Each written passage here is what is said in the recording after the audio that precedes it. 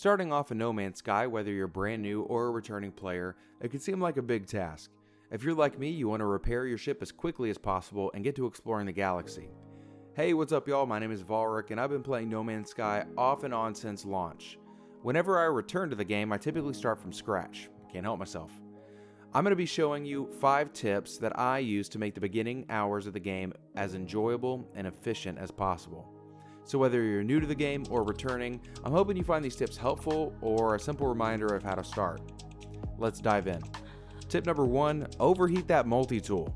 Not overheat it all the way, mind you, but in order to gather resources as quickly as possible, you want to get the bar of your multi-tool flashing red. That means it's starting to overheat.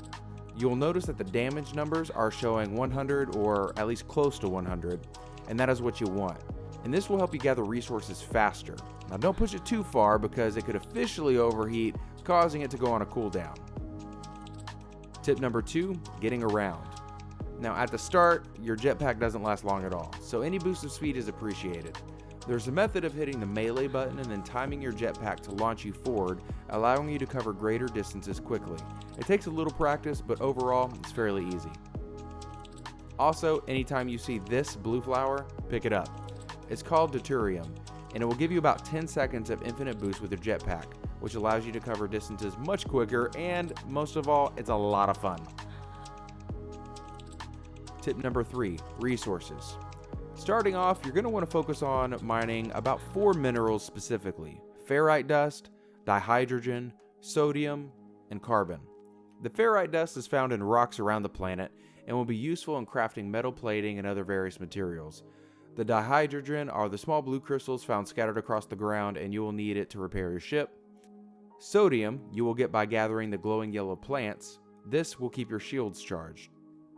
Carbon can be found by mining plants or trees, and is useful for a lot of things such as survival, refiner fuel, and base building.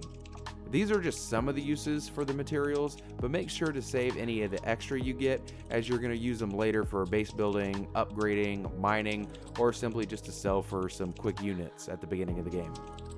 Tip number 4, free resources. Once you get your terrain and manipulation tool, you'll be prompted to mine copper. You can go find copper if you want, or you can simply dismantle the rockets from your starter ship for quick copper. This is okay to do as these rockets are not very useful early game and cumbersome to use, as they do not lock onto any of the targets and they overheat easily. There are better weapon options that easily become available a little bit later. Also, when you see these green containers, keep the rusted metal, as you can refine these into ferrite dust, which will save you time on mining. Lastly, especially in the early game, open the other boxes you come across, as the free resources you can find can save you some time at the beginning of your playthrough and be beneficial overall. Tip number 5, upgrade your exosuit inventory. Soon after you start, you will notice your inventory space runs out very quickly. In order to offset this, every time you visit a new system that has a space station, visit it, even if you don't plan on staying in the system. The reason is, every new space station you find offers the chance to upgrade your exosuit for a small fee. Once you upgrade it, you will not be able to do so again at that station, and will need to find another space station in order to continue upgrading your inventory. Not only can you choose to upgrade your inventory space at the space stations, but you can also choose to expand your technology slots and exosuit cargo space as well. Make sure to make a habit of this to get your inventory size upgraded to max as quickly as possible. And there you have it, my 5 essential starting tips for the beginning hours of No Man's Sky. Thank you so much for spending your time watching my content.